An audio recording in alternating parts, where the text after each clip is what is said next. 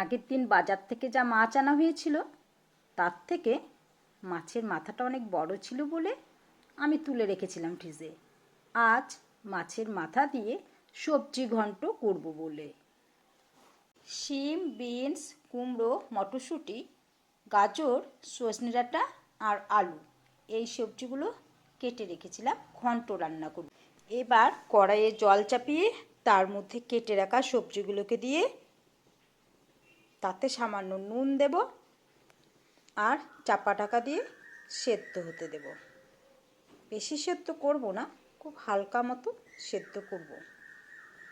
সবজিগুলো আমার সেদ্ধ হয়ে গেছে, দেখুন কি সুন্দর, নরমও হয়নি আর সেদ্ধও ভালো হয়েছে।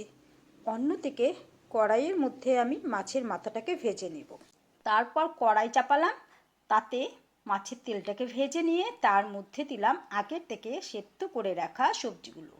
নাড়াচাড়া করে তার মধ্যে দিলাম আন্দাজ মতো নুন, গুঁড়ো হলুদ আর জিরের গুঁড়ো। বেশ খানিকক্ষণ নাড়াচাড়ার পর তাতে দিলাম সামান্য জল।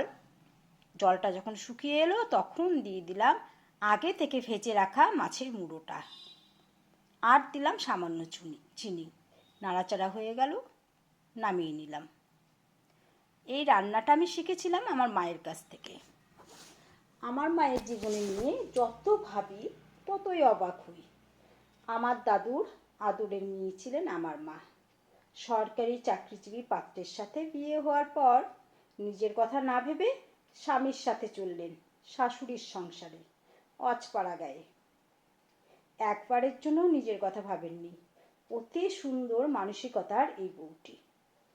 যেখানে যাচ্ছে সেখানে কারেন্ট নেই, সকালে গোবর ছড়া দিতে হয়, কুয়ো থেকে জল তুলে স্নান করতে হয়। দেওর ভাসুর সবাইকে নিয়ে একসাথে এক পরিবারে দীর্ঘদিন কাটিয়েছিলেন। সবার সাথে হেসে খেলে গল্প করতে দেখেছি, কখনো মুখ কালো করতে দেখিনি। সারাদিন ঘরের রান্না বান্না, ছেলেদের পড়াশোনা, আরও কত কি।